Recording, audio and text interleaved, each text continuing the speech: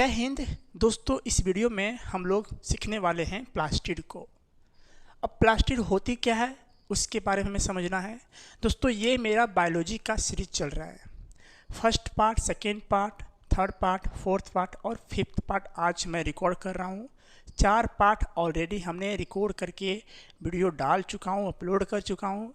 तो अगर आप शुरू से देखते हैं इस सीरीज को बायोलॉजी का तो बहुत कुछ आपको सीखने को मिलेगा, क्योंकि कोई भी चीज़ दोस्तों अगर आप शुरू से करते हैं ना तो आपको उसमें इंटरेस्टेड बनती है, इंटरेस्ट बनता है उसमें कि नहीं हमें सीखना है, तो शुरू से सीखना है। अब बीच से देखोगे, शुरू से देखोगे, इधर से देखोगे, उधर से देखोगे तो कुछ ही टॉपिक आपको कंप्लीट हो पाएगी, अन्यथा सारे टॉपिक को आप कवर नहीं कर पाओगे। तो आप लोगों से रिक्वेस्ट है, देखिए सारे टॉपिक को शुरू से देखिए, आपको बहुत कुछ सीखने को मिलेगा। तो आज मेरा है 5th पार्ट। बाकी को जितना सारा वीडियो है मैं उसका लिंक आपको डिस्क्रिप्शन बॉक्स में डाल दूंगा, वहाँ से आप जाके देख सकते हैं। आज हम लोग पढ़ने वाले हैं कोशिका का 5वां पार्ट, और ये आज हम लोग प्लास्टिड को सीखने वाले हैं कि प्लास्टिड होती क्या है। अभी तक दोस्तों हम लोग पढ़ चुके हैं क्या क्या, उसके बारे में थोड़ा सा रिकॉल कर लेते हैं। ये मेरा क्या था, कोशिका था। क्या था भाई? कोशिका था। ठीक है, मतलब कोशिका इतना छोटा होता है, इतना छोटा होता है कि उसको खुली आंखों से हम क्या कर सकते हैं, देख सकते हैं? नहीं देख सकते हैं। खुली आंखों से उसको हम नहीं देख सकते हैं, इतना छोटा होता है कोशिका। तो ये रहा मेरा क्या, कोशिका। हाँ, सूक्ष्मदर्शी से देखेंगे तो जरूर कुछ ना कुछ बड़ा दिखेगा। ठीक है, तो ये मान के चले हम क्या भाई कि ये कोशिका है मेरा। अब कोशिका के अंदर में भी बहुत सारे पार्ट्स लगे हैं। अब उन सारे पार्ट्स को हमने कवर किया है, तो अभी थोड़ा सा रिकॉल करता हूँ मैं कौन कौन इसमें पार्ट्स हैं। देखिए सबसे पहले जो था मेरा क्या था, एम। अब एम से क्या होता है भाई? एम से होता है माइटोकॉन्ड्रिया। माइटोकॉन्ड्रिया कहने का मतलब है ऊर्जा बनाने का जो कार्य करता है हमारे शरीर में, ऊर्जा बनाने का जो काम करता है हमारे शरीर में, कोशिका के अंदर में, वो कौन करता है? माइटोकॉन्ड्रिया करता है। ठीक है, मैं सबको लिख देता हूँ, फिर मैं आपको सब समझाता हूँ। माइटोकॉन्ड्रिया क्या था ये हमने जान लिया। जी से क्या होता है? Golgi body. ठीक है, और फिर यहाँ पे था एंडोप्लाज्मिक रेक्टिकुलम। फिर यहाँ क्या था? राइबोसोम। ठीक है, यहाँ पे क्या था? सेंट्रोसोम। सी से सेंट्रोसोम हो गया, और एल से क्या हो गया? लाइसोसोम, और भी से क्या हो गया? वैक्यूल्स। और फिर यहाँ पे आज हम लोग पढ़ने वाले हैं किसके बारे में? पी से। पी से क्या हो गया? प्लास्टिड। पी से क्या हो गया? प्लास्टिड। इतने सारे टॉपिक को दोस्तों हमने कवर किया मात्र 4 वीडियो में। आप देखो बहुत कुछ सीखने को मिलेगा। ठीक है, आज हम लोग क्या कर रहे हैं? प्लास्टिड। पी से क्या हो गया? प्लास्टिड के बारे में हम लोग पढ़ेंगे, जो बेसिक रूप से पादप कोशिकाएं में पाई जाती है। ठीक है, देखो अब बीच में क्या रहता है? तो न्यूक्लियस। ये बाबू साहब ना बहुत इंपॉर्टेंट है। न्यूक्लियस जो है बहुत इंपॉर्टेंट है। अभी हम पढ़ेंगे, थोड़ा सा हिंट दे दिए इसका, न्यूक्लियस का खोज कौन किया था? रॉबर्ट ब्राउन किया था, है ना। थोड़ा सा हिंट हम वीडियो में, पिछले वीडियो में दे दिए, लेकिन इसके बारे में डिटेल से हमको पढ़ना है कि हम लोग का जो डीएनए बनता है, हम लोग का जो क्रोमोसोम बनता है, हम लोग का जो जीन बनता है, किस में बनता है? तो इसी में बनता है, न्यूक्लियस में। ठीक है, तो करेंगे भी कवर इसको हम। अभी हम लोग पढ़ने हैं किसको? प्लास्टिड को। ठीक है, अब थोड़ा सा रिकॉल करते हैं भाई कि ये मेरा क्या है? ये मेरा सेल है। क्या मेरा? ये बाहर वाला जो परत दिख रहा है हमको, ये क्या है? सेल है, कोशिका है। ठीक है, अब ध्यान से देखना यहाँ पे कि एम से जो होता है माइटोकॉन्ड्रिया होता है। मतलब माइटोकॉन्ड्रिया कहने का मतलब है कि जो ऊर्जा बनाता है हमारा शरीर में, जो ऊर्जा बनाने का जो काम करता है भाई, वो कौन करता है? तो माइटोकॉन्ड्रिया करता है। क्लियर? शरीर में ऊर्जा बनाने का जो काम करता है कौन करता है? तो हमारे कोशिका के अंदर में एक पार्ट्स है जिसका नाम है माइटोकॉन्ड्रिया। ठीक है, वो क्या करता है? शरीर में ऊर्जा बनाने का काम करता है, एनर्जी बनाने का काम करता है। ठीक है, और इसकी खोज कौन किया था? तो अल्टमैन ने किया था। अल्टमैन। माइटोकॉन्ड्रिया क्या करता है? ऊर्जा को बनाने का काम करता है। पहला इसका जो खोज किया था कौन किया था भाई? तो अल्टमैन साहब ने खोज किया था। अल्टमैन किसकी खोज? तो माइटोकॉन्ड्रिया। माइटोकॉन्ड्रिया अगर हम छापेंगे इसको, अगर हम कि माइटोकॉन्ड्रिया होती कैसी है, तो देखो ऐसे होती माइटोकॉन्ड्रिया। ठीक है, इसके अंदर में क्या होता है ना, एक क्रेब्स चक्र चलता है। क्रेब्स चक्र कहने का मतलब है ऐसे ऐसे, ठीक है। इसके अंदर में माइटोकॉन्ड्रिया को और जूम करके देखेंगे अगर हम, तो वो कैसा दिखाई देगा, थोड़ा सा लम्बछोर दिखाई देगा इस तरह। और उसके अंदर में क्या बनता है, तो क्रेब्स चक्र चलता है। इस चक्र को क्या बोलते हैं, क्रेब्स चक्र। क्या बोलते हैं भाई, क्रेब्स चक्र। अब इसी क्रेब्स चक्र के फलस्वरूप यहाँ पे दो चीज़ बनता है, एटीपी बनता है और एक ग्लूकोज बनता है। एटीपी बनता है और ग्लूकोज बनता है एनर्जी के रूप में। तो क्वेश्चन पूछेगा कि एटीपी और ग्लूकोज किसके फलस्वरूप बनता है और कहाँ बनता है। तो भाई बताना हमें कि एटीपी और ग्लूकोज जो होता है वो बनता है माइटोकॉन्ड्रिया में। कब बनता है, तो माइटोकॉन्ड्रिया के अंदर में एक चक्र चलता है जिस चक्र का नाम है क्रेब्स चक्र। क्रेब्स चक्र के नाम से इसको जाना जाता है, जिसके फलस्वरूप माइटोकॉन्ड्रिया में एटीपी और ग्लूकोज का निर्माण होता है। क्लियर यहाँ तक। इसकी खोज जो किया था माइटोकॉन्ड्रिया का, वो अल्टमैन ने किया था। क्लियर। अगर नहीं देखें पीछे वीडियो कोई बात नहीं भाई, यहीं से मैं आपको रिकॉल कर देता हूँ। माइटोकॉन्ड्रिया समझ में आ गया। इसे शक्ति गृह कहते हैं, पावर हाउस। माइटोकॉन्ड्रिया क्या बोलते हैं, पावर हाउस बोलते हैं, क्योंकि यहीं पे क्या होता है, पावर हाउस में समझ में आ रहा है, बिजली का एक पावर हाउस होता है। वहाँ से बिजली को हर जगह ट्रांसफ़र किया जाता है ना। तो बिजली वहाँ पे बनता है, एनर्जी उत्पन्न करता है वहाँ पे, तो इसलिए उसको बोलते हैं पावर हाउस, है ना। सेम उसी तरह यहाँ पे माइटोकॉन्ड्रिया क्या करता है, एनर्जी को बनाता है। इस वजह से इसका भी नाम क्या है, पावर हाउस। ठीक है। इसके अंदर एक क्रेब्स चक्र चलता है जो माइटोकॉन्ड्रिया के अंदर में होता है, उस चक्र को कहते हैं क्रेब्स चक्र, जिसके फलस्वरूप शरीर में एटीपी और ग्लूकोज का निर्माण होता है एनर्जी के रूप में। क्लियर। ये था मेरा माइटोकॉन्ड्रिया। अच्छा, गोल्जी बॉडी क्या होता है भाई, गोल्जी बॉडी क्या करता है ना, अब जैसे कोई ऊर्जा बना दिया है तो उसको पहुंचाने का काम तो कोई ना कोई करेगा। अब जैसे बिजली का उत्पादन हो गया है, बिजली का उत्पादन हो गया है पावर हाउस में, अब उसको पहुंचाने का काम, घरों घरों तक पहुंचाने का जो काम करता है कौन करता है, तार करता है, वायर करती है ना। तो वायर यहाँ पे क्या हो गया, गोल्जी बॉडी। ऊर्जा का परिवहन करना गोल्जी बॉडी कहलाता है।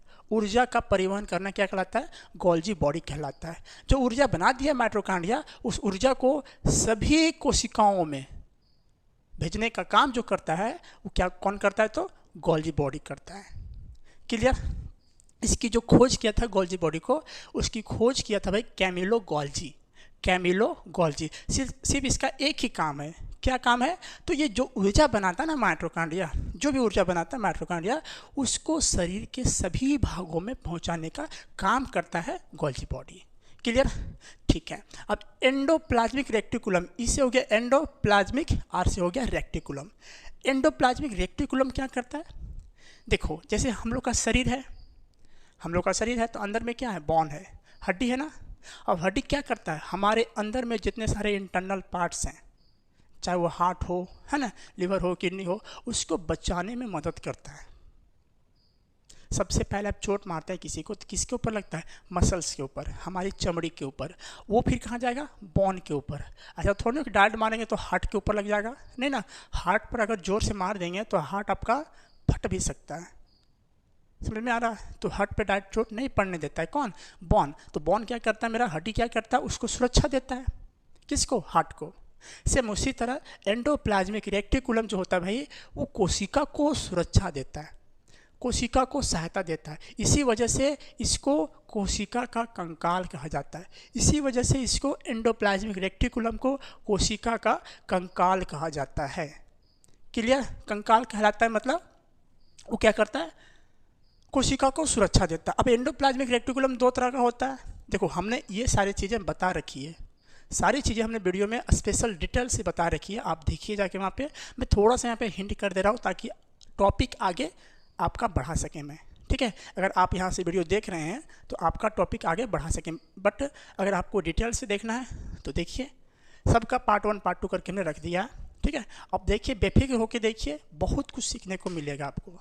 एंडोप्लाज्मिक रेक्टिकुलम दो तरह का होता है, एक होता है स्मूथ एंडोप्लाज्मिक रेक्टिकुलम, एक होता है रफ। स्मूथ क्या करता है भाई, वसा और कार्बोहाइड्रेट को बनाता है, जबकि रफ वाला जो होता है क्या करता है, तो प्रोटीन का निर्माण करता है। अब रफ वाला प्रोटीन का निर्माण नहीं करता है, रफ के अंदर एक चीज़ पाया जाता है जिसका नाम है राइबोसोम। ये राइबोसोम, आर से क्या हो गया, राइबोसोम। जो राइबोसोम प्रोटीन को बनाता है।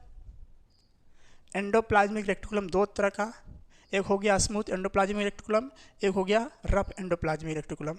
स्मूथ वाला क्या करेगा, ये वसा और कार्बोहाइड्रेट को बनाएगा। और रफ वाला में क्या पाया जाएगा, रफ वाला में राइबोसोम पाया जाएगा, और वही राइबोसोम प्रोटीन का निर्माण करता है। ऐसा नहीं बोल सकते हम कि एंडोप्लाज्मिक रेटिकुलम का जो रफ वाला एंडोप्लाज्मिक रेटिकुलम है वो प्रोटीन का निर्माण करता है, नहीं, ये मेरा गलत हो जाएगा। एंडोप्लाज्मिक रेटिकुलम के रफ वाले पार्ट में जो राइबोसोम पाया जाता है वो राइबोसोम प्रोटीन का निर्माण करता है। समझ में आया? तो ये था राइबोसोम। सेंट्रोसोम क्या था? सेंट्रोसोम कोशिका का विभाजन, कोशिका का विभाजन करता है। सेंट्रोसोम कोशिका का विभाजन करता है। ऐसा जब कहीं कट जाते हैं तो ऐसा नहीं कि वहाँ पे कटा रहता है, नहीं, वो बाद में क्या होता है, जुड़ जाता है, बाद में वो जुड़ जाता है। तो उसको जोड़ने का काम कौन करता है? सेंट्रोसोम। कोशिका आपस में, जो एक कोशिका इधर से लगी गई है, ये कोशिका मान के चलो यहाँ से यहाँ तक एक कोशिका है, ठीक है, बीच में क्या हो गया भाई, कट गया। कोशिका तो एक ही टाइप का है, कोशिका तो एक ही टाइप का, हाँ अलग अलग कोशिका हमारे शरीर में, लेकिन एक कोशिका का को जोड़ने का काम करेगा तो वही कोशिका जोड़ेगी। अब जैसे चमड़ी कट गया तो चमड़ी को जोड़ने का काम कौन करेगा? हड्डी नहीं ना करेगा, हड्डी का अलग पार्ट है, चमड़ी का अलग है, नस का अलग है, तो सबका अलग अलग पार्ट कोशिका में बनी हुई है यहाँ पे, ठीक है। तो मान चलिए चमड़ी का ये हिस्सा है, ऊपर और त्वचा का ये हिस्सा है, और किसी वजह से यहाँ पे कट गया, तो चमड़ी का ये हिस्सा यहाँ तक और ये हिस्सा आपस में क्या करेगी, कनेक्ट होने की कोशिश करेगी, और कनेक्ट होते होते पूरी तरह से जुड़ जाएगी। अब कनेक्ट होने की कोशिश जो करता है, कोशिका का विभाजन कर रहा है, कोशिका तो यहीं तक था, ये कट कट के विभाजन होकर थोड़ा सा बढ़ा, थोड़ा सा और बढ़ा, थोड़ा सा और बढ़ा, थोड़ा सा और बढ़ा, इधर से भी बढ़ा बढ़ा बढ़ा, और दोनों आपस में क्या हो गया, मिल गया, ठीक है। तो ये था कोशिका का विभाजन करना। अब ज़्यादा कोशिका विभाजन हो जाएगा तो भी दिक्कत, कम होगा तो भी दिक्कत, ज़्यादा होगा तो कैंसर का रूप ले लेगा, और कम होगा तो मेरा घाव ठीक ही नहीं होगा। अब हड्डी जैसे मान लो टूट जाता है, अब ये वाला हड्डी पूरा बढ़ के इतना बड़ा हो जाएगा कोशिका विभाजन होते होते, और ये हड्डी यहीं पर रहेगा, तो क्या सेट हो पाएगा ये? नहीं हो पाएगा।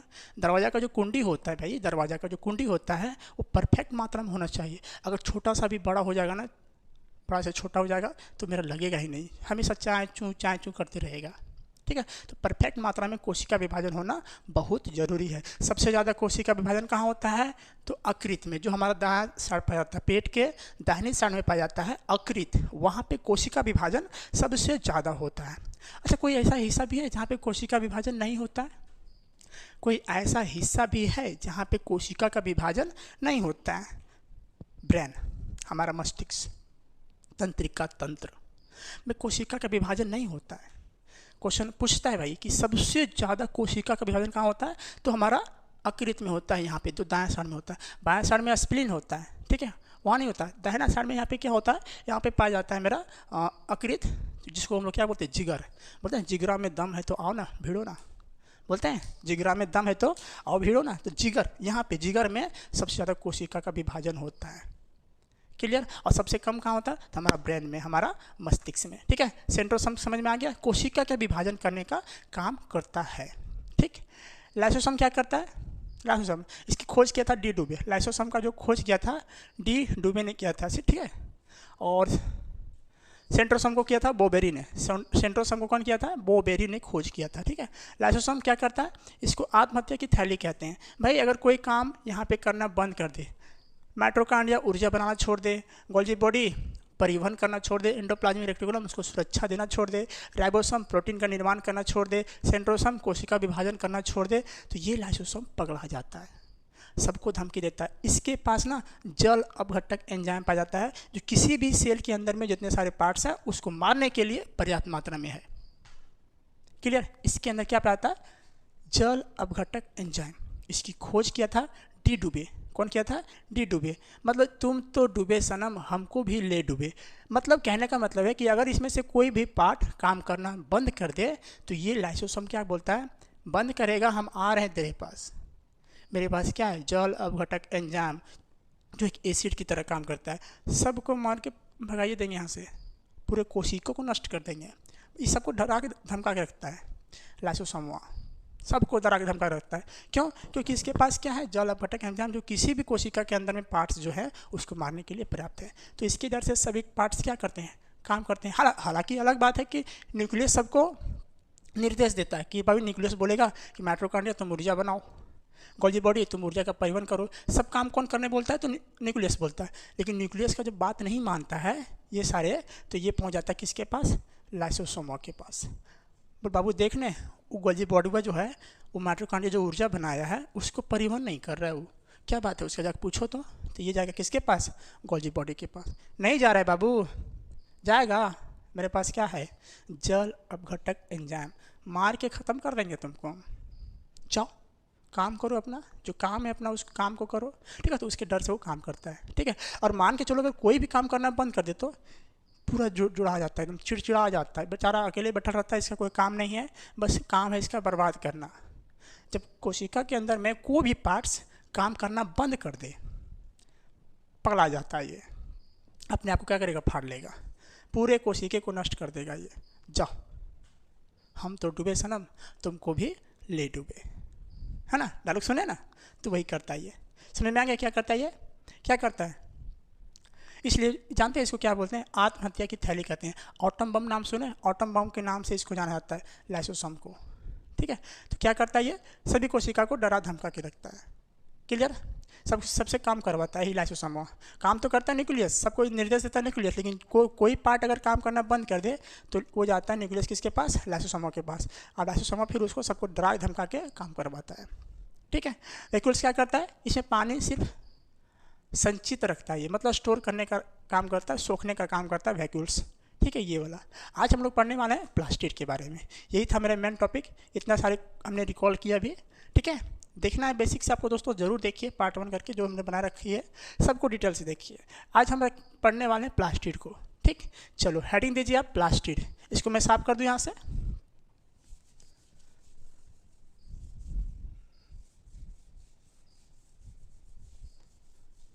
बहुत हो गया ना, mitochondria, Golgi body, lysosome, endoplasmic reticulum, centrosome, बहुत पढ़ लिए हम लोग। आज टॉपिक दीजिए हम लोग, क्या है? प्लास्टिड।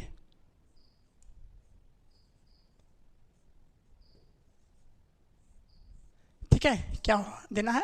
प्लास्टिड। इसको हिंदी में कहते हैं लवक। क्या कहते हैं भाई? लवक। प्लास्टिड होती क्या है? प्लास्टिड क्या होता है? क्या होता है भाई?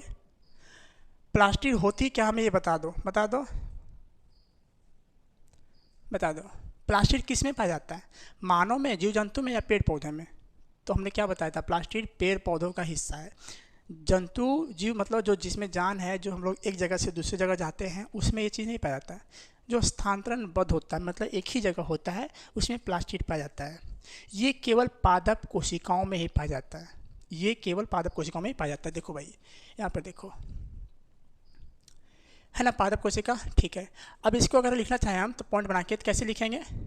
लिखेंगे यह पादप का या पादप कोशिकाओं में पाया जाता है, ऐसे लिख सकते हैं। केवल केवल केवल और केवल किस में पाया जाता है? तो पादप कोशिकाओं में पाया जाता है, ठीक है। और क्या होता है?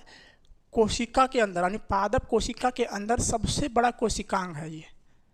जैसे मनुष्य का हम लोग क्या पढ़े, अभी यहाँ पे पढ़े थे ना हम लोग, जो न्यूक्लियस होता है ना सबसे बड़ा होता है। एन जो होता है न्यूक्लियस सबसे बड़ा होता है जंतु कोशिका में। लेकिन पादप कोशिका की बात करें, जो हमने लिखा था यहाँ पे पी, अभी प्लास्टिड जिसको बोले थे हम लोग, वो पादप कोशिका का सबसे बड़ा कोशिकांग का पार्ट है, ठीक है। तो कैसे लिखेंगे?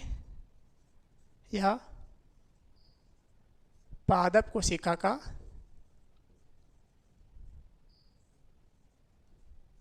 सबसे बड़ा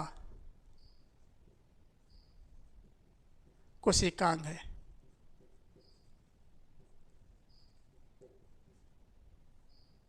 ठीक है। यहाँ तो समझ में आया? दो टॉपिक हमें पढ़ना है यहाँ पे कि प्लास्टिड होता है क्या है। तो जिस तरह जंतु कोशिका में सबसे बड़ा जो न्यूक्लियस होता है, उसी तरह पादप कोशिका में सबसे बड़ा क्या होता है? प्लास्टिड होता है। अब सबसे बड़ा क्यों होता है इसके बारे में हम लोग डिटेल से पढ़ते हैं। देखिए अब इस प्लास्टिड को ना दो भागों में बांटिए। इस प्लास्टिड को अब क्या करो, दो भाग में बांटो प्लास्टिड को, ठीक है। क्या भाग में बांटना है? तो दो भाग में। दो भाग में नहीं, ये 3 तरह का होता है। कितना तरह का होता है? तो 3 तरह का होता है, ठीक है।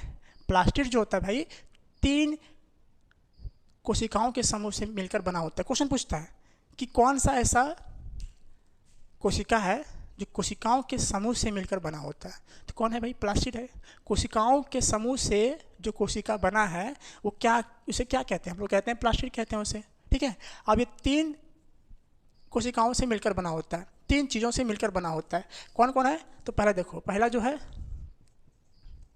वो है क्लोरोप्लास्ट, ठीक है। इसको हिंदी में कहते हैं हरित लवक, हरित लवक, ठीक है। एक होता है ल्यूकोप्लास्ट, ल्यूकोप्लास्ट, ठीक है। ल्यूकोप्लास्ट इसको बोलते हैं अवर्णित लवक, अवर्णित लवक, ठीक है। दिख रहा है? एक बार देख लेता हूँ। अवर्णित लवक, चलो दिख रहा है, कोई बात नहीं है। अवर्णित लवक, ठीक है। अवर्णित लवक, यहाँ पे मूर्धना होगा, अवर्णित लवक। एक होता है क्या? क्रोमोप्लास्ट, क्रोमोप्लास्ट इसको बोलते हैं क्या? ये देखो, ये हरित लवक था, ये क्या हो गया? अवर्णित लवक। और एक अ वाला लगा हटा देंगे यहाँ से, क्या हो जाएगा? खाली क्या बचेगा? वर्णित लवक, ठीक है। 3 तरह का होता है ये जो प्लास्टिड होता है भाई, वो क्या तरह का होता है? तो 3 चीज़ों से मिलकर बना होता है प्लास्टिड, इसलिए इसको बोलते हैं कोशिकाओं की, कोशिका के अंदर कोशिका का समूह किसे कहते हैं? तो प्लास्टिड कहते हैं। अब तीनों का वर्क हमें देखना है, देखो, ठीक है। पहला इसमें देखो, ये क्या करता है? ये बाबू हम बोल सकते हैं तरह का क्या करता है, बता सकते हैं? हरित लवक कहने का मतलब है, ध्यान समझिएगा, हरित लवक कहने का मतलब ये है क्या, इसमें क्या होता होगा? क्लोरोफिल पाया जाता होगा, है ना। इस वजह से इसका नाम क्या रखा है? क्लोरोप्लास्ट। यानी फोटोसिंथेसिस का प्रोसेस होता होगा इसमें, प्रकाश संश्लेषण का प्रोसेस होता होगा किसमें? क्लोरोप्लास्ट। जो पेड़ पौधे हरे होते हैं, जो उसकी तना जो हरे होते हैं, किसके कारण हरे होते हैं? तो फोटोसिंथेसिस के कारण, क्योंकि उसी के माध्यम से क्या करता है? वो भोजन बनाता है।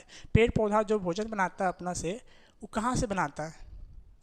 अब जैसे हम लोग पढ़े थे अभी हम लोग क्या, कि ये मेरा मान चलो कोशिका था ना, यहाँ पे क्या था? प्लास्टिड था, यहाँ पे क्या था? माइटोकॉन्ड्रिया था ना। तो ये जो माइटोकॉन्ड्रिया है ना, ये उतनी मात्रा में ऊर्जा को नहीं बना पाता है, इतनी मात्रा में माइटोकॉन्ड्रिया ऊर्जा नहीं बना पाता है कि वो एक पेड़ पौधों के अंदर में भी क्या कर सकते, वो ऊर्जा को बना सके। उतनी मात्रा में वो बेचारा जो माइटोकॉन्ड्रिया होता है ऊर्जा नहीं बना पाता है।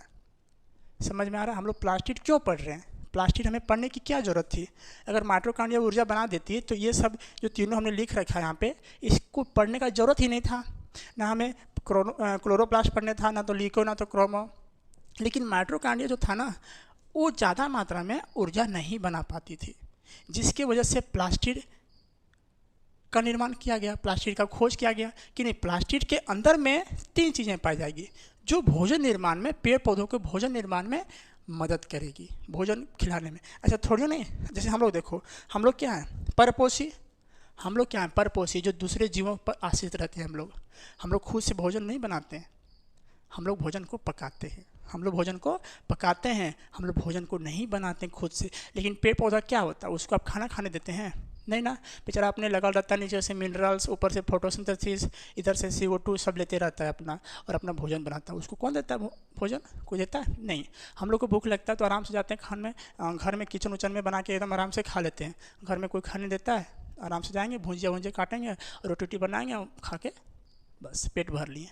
लेकिन पेड़ पौधा को क्या? पेड़ पौधा को ज़्यादा मात्रा में ऊर्जा की ज़रूरत होती है, जो माइटोकॉन्ड्रिया ऊर्जा उतना नहीं बना पाता है। इस वजह से हम लोग क्या किसको पढ़ रहे हैं?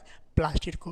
अब प्लास्टिड में दोस्तों पहला होता है क्लोरोप्लास्ट, ल्यूकोप्लास्ट और क्रोमोप्लास्ट। ल्यूकोप्लास्ट क्या करता है ना? भोजन निर्माण करने का काम करता है। जिस तरह माइटोकॉन्ड्रिया भोजन निर्माण करने का काम करता है ना, उसी तरह ल्यूकोप्लास्ट के अंदर में, प्लास्टिड के अंदर में ये जो हरित लवक है क्लोरोप्लास्ट, वो भोजन निर्माण में मदद करता है।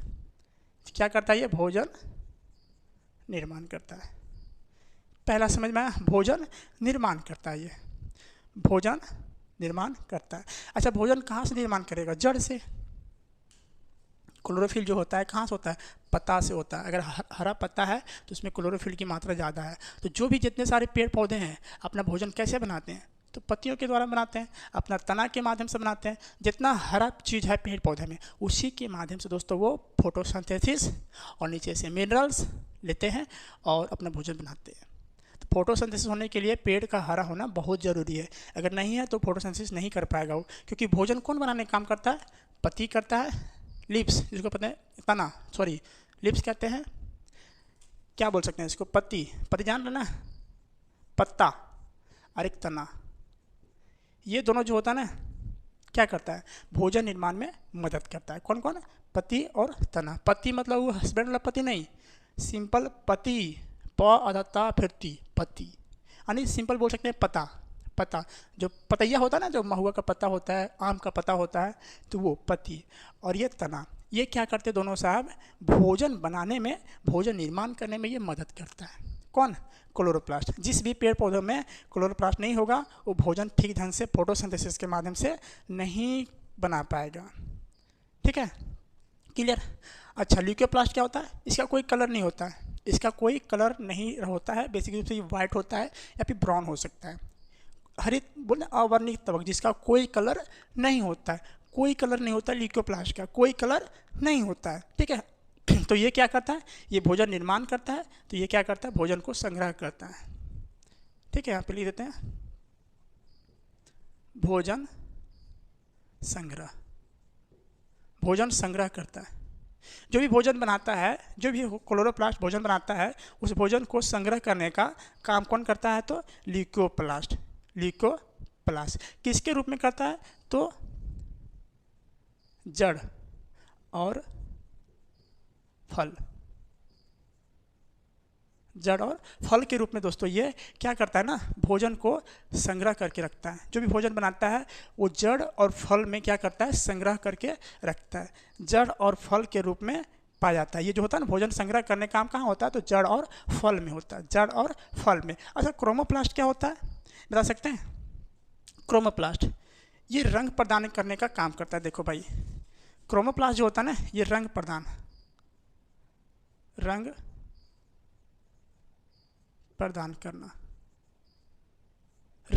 प्रदान करना।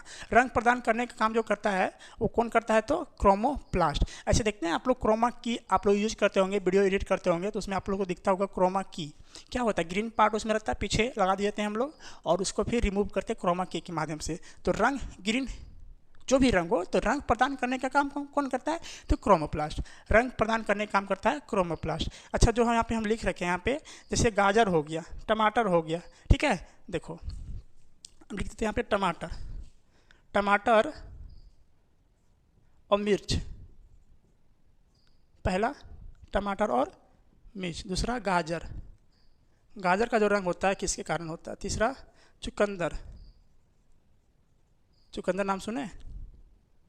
ठीक है, और पीला रंग का जो पदार्थ होता है, पीला, दिख रहा है भाई साहब? यहाँ तक एक बार देख लेते हैं, दिख रहा है ना? पीला, पीला रंग के फल, जो फल में पीला रंग हो जाता है वो किसी कारण होता है। तो टमाटर और मिर्च में जो रंग होता है हरा, किसके कारण होता है? टमाटर और मिर्च में जो रंग प्रदान होता है किसके कारण होता है? बता सकते हैं? टमाटर और मिर्च में जो क्या बोल सकते हैं, जो रंग प्रदान होता है किसके कारण होता है? टमाटर और मिर्च में जो रंग प्रदान होता है किसके कारण होता है? टमाटर और मिर्च में किसके कारण होता है भाई? टमाटर और मिर्च में तो लाइकोपेज नाम सुने? लाइकोपेज, लाइकोपेज किसका होता है भाई? लाइकोपेज नाम सुने? बहुत फेमस है ये लाइकोपेज।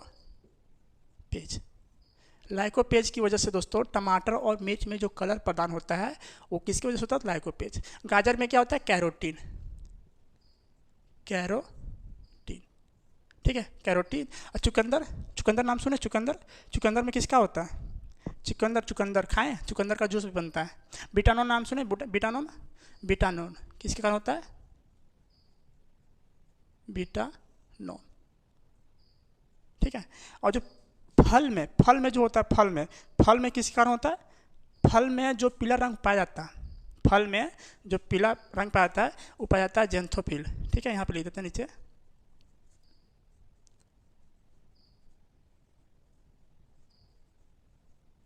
ज़ैंथोफिल। ठीक, याद रहेगा, याद रहेगा इतना, याद रहेगा भाई। टमाटर में और मिर्च में जो रंग प्रदान करने का काम होता है किसकी वजह से होता है, तो लाइकोपेज। गाजर में जो होता है वो कैरोटीन की वजह से, चुकंदर में जो होता है बीटानॉन की वजह से। और पीला रंग, जितना सारा पीला रंग के फल है उसमें जो पीला रंग हुआ है किसकी वजह से हुआ, तो ज़ैंथोफिल की वजह से हुआ। ठीक है, एक चीज़ सुनो, क्या कि मनुष्य में जो हम लोग काले रंग हैं, हम तो काले हैं, तो क्या हुए, दिल वाले हैं, है ना।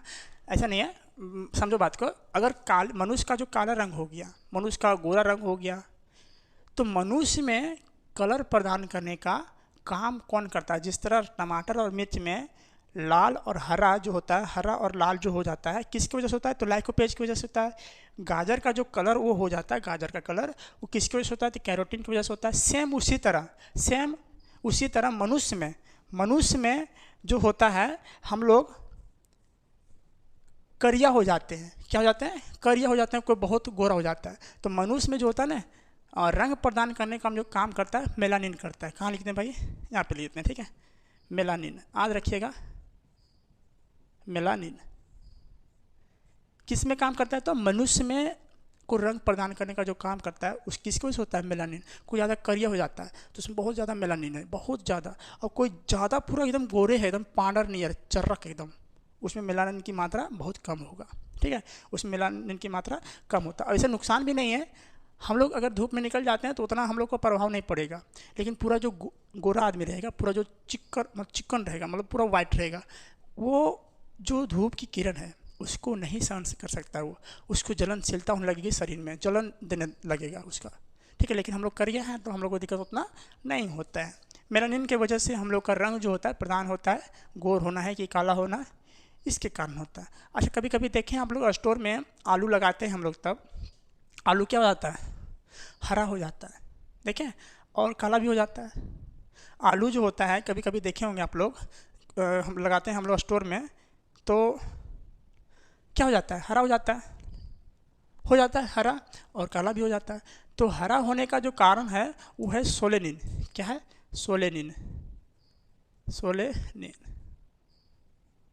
हालांकि उसमें जो काला होता है वो ऑक्सीजन की कमी से होता है ना। आलू में जो काला रंग हो जाता है वो किसका कारण होता है, तो ऑक्सीजन की कमी से होता है। लेकिन हरा जो रंग होता है किसके कारण होता है, सोलेनिन की वजह से।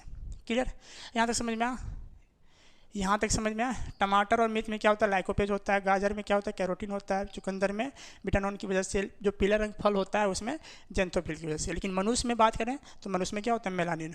हम लोग करिया हो गए हैं, तो करिया होने का मेन रीज़न क्या है कि हम लोग में मेलानिन की मात्रा बहुत ज़्यादा है। अब उतना भी करिया नहीं है, लेकिन है थोड़ा सा, लेकिन है।